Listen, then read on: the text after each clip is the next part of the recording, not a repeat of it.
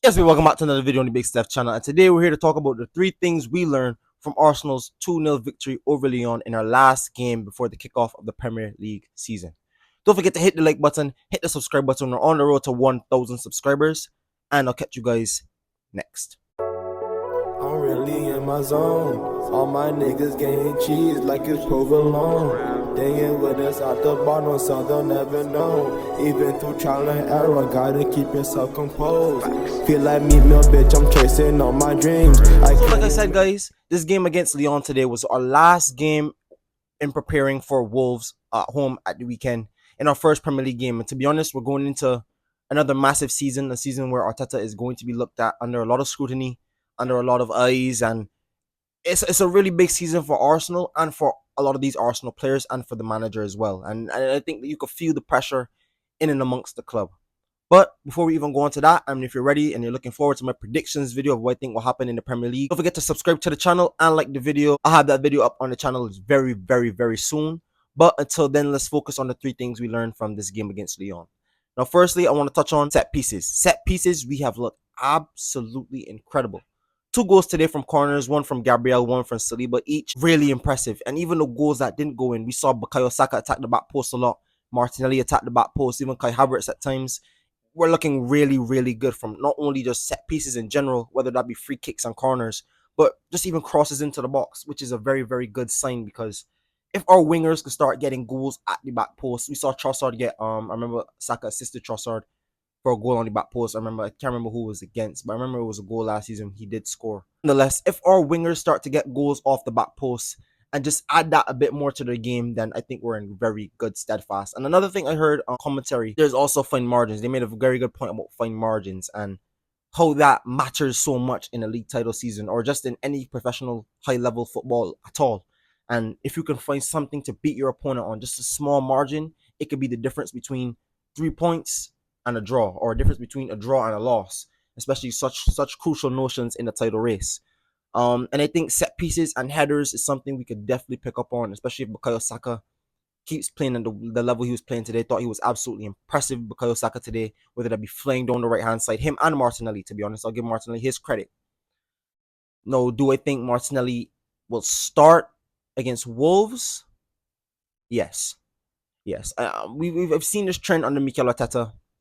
If the side that plays today normally is going to be the side that plays the next game, barring any form, barring any injuries or knocks or whatever the case may be. And do I think, for me, Martinelli did enough to earn his place back into the team over Trossard, who I think had been one of the best players in preseason, who scored throughout preseason, and he's been playing at a consistent level coming on to the end of the back end of last season into this season as well. Would I start Martinelli over Trossard? Not really. Not really, because I just think Trossard is playing at that good of a level and that good of a form that I'd keep Trossard in. But listen, if you're bringing in Martinelli for Trossard, the quality is still there. To be honest, that's not my concern at all.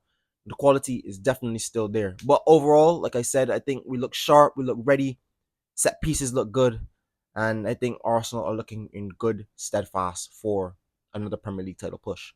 Another thing I want to touch on, ladies and gentlemen, is Declan Rice and his position that he picked up today. Declan Rice today was, especially with Partey in the side, he was bombing forward a lot of making a lot of good runs through the left hand side of the channel, finding Martinelli a lot, allowing Martinelli to be better in this game, allowing Martinelli to be bright, and he took on Maitland-Niles a lot of times today, Martinelli. But Declan Rice today was really, really good in the ways I thought. Not only was his set pieces good, 2 assists from set pieces, but the way he was able to run the channels, work hard in midfield, and his passing was really, really good. And I think we're looking at the future of Declan Rice right here, to be honest, what Mikel Arteta is showing us.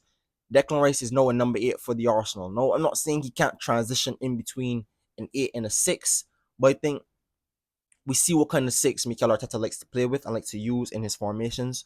One that's really good at controlling the tempo and dictating the pace of the game, whether that be slowing it down or speeding it up. And Declan Rice, one of Declan Rice's great qualities is, yes, he's a very good ball winner, but he's a very good ball progressor as well in terms of running with the ball and his endless runs in the channels. And if you've been watching this channel long enough, you know I've been talking about running in behind and how I think that's such a crucial point to our game, because if we're starting to stretch opposition backlines, whether that be with Kai Havertz running in behind or whether it runs from midfield, I think that makes us so much better because it will allow our dictators in midfield, like a Odegaard, like a Thomas Partey, to not only pick passes and find our wingers early and takes the pressure off of the wingers and gives them more space, but it allows us to have that other layer of threat to opposition back line. They have to not worry about Declan Rice bombing forward from midfield and getting on the ends of stuff. Had 7 goals last year, looking to possibly add to that now in this year. But you guys let me know what you think of Declan Rice. Is this the future of Declan Rice being the left-sided 8 position? And no, we're looking to sign Mikel Moreno, and all reports are all reports are saying that we are looking to sign Moreno for about £17 million. And if that deal goes through, no doubt that's impressive business by the Arsenal. But do you think that Clarence will be our starting 8, and do you think Moreno will be our 6, or how do you see Moreno fitting into this team? You guys in the comment section, let me know down below. What do you think is the future of Mikel Moreno, and what do you think is the future of Declan Rice in this team? The third and final thing I wanted to touch on after this game is Thomas Partey and Thomas Partey's involvement in the squad. Now, you guys let me know what you think about Thomas Partey. Now, Thomas Partey for me is probably one of my favorite players in the team. Like I talked about in the previous segment, the way he's able to dictate and control the pace of the game and play through the lines. I thought some of his passes today and his decision making today allowed for Saka to be so brilliant and so bright and so energetic, allowed for Odegaard to look so creative, allowed for Declan Rice to look so threatening in behind with those runs, allowed for Martinelli as well. Everything starts at the base from Saliba and Gabriel and defense they bring, but Thomas Partey as well, and the solidity and the tempo rhythm he sets in that midfield. Like there was one play today, we're building up from the back, quick play. It falls to Raya plays to Thomas Partey. Partey plays it straight up to Odegaard. Odegaard plays in Saka, and we have 5 seconds. We're having a corner on the opposition. It goes from their end, goes from our end to their end in 5 seconds. So you can see the threat and the tempo and the rhythm Thomas Partey plays when he's in this side. But the concern for me about Thomas Partey is the legs. No, I know it was a very hot day. It looked like out there they had cooling breaks, bro, and it looks pretty hot in North London from especially what the commentary was saying. But you guys in the comment section, let me know what you think as well. Are you concerned about Thomas Partey's legs? Because to be honest, I didn't think he was moving about the pitch too much. I thought, to be honest, in times, yes, he was winning back the ball in good areas, but I think that's a lot of the work done defensively around him. I think Saka tracked back well. Martinelli definitely tracked back well. So did Odegaard. So did Rice. So did Ben White. Even when Ben White bombed forward, they were doing a lot of good defensive work in and around Thomas Partey. Thomas Partey is a good tempo setter, but I don't know if he has the legs to really destroy in midfield like a Declan Rice and still bomb forward. But we still need a tempo and rhythm setter in the team, which in the touch on the last segment I talked about, Mikel Moreno. Can Mikel Moreno come in and do that job and be the key for that? Or would Thomas Partey still have a role to play in this squad against probably like smaller teams and then around the bottom of the league as well? And you probably play Jorginho or Moreno in 6 against like a Man City or against the Liverpool teams that are going to be more on the front foot, looking to do more damage and looking to do you more threat on the counter attack or just pressing in general. But you guys let me know what you think in the comment section down below. What do you think about the future of Thomas Partey? No, I think, like I said, he's a good player, a very good rhythm setter for us, and someone that is very crucial to the style of play we want to play. But defensively, does he have the legs to play at this level for 50 games if we challenge that long? Does he have the legs to go 50 games?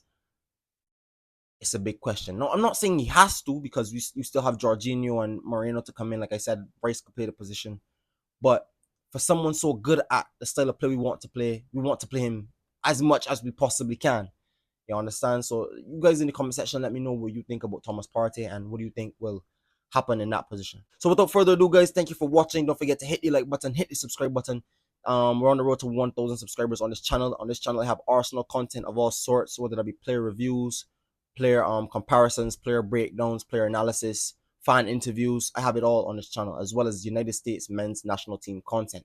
So if you like anything to do with football content on this channel, don't forget to subscribe to the channel and join the family. And if you like this video, don't forget to hit the like button, hit the subscribe button, and leave your comments and thoughts on anything you thought about the video down below.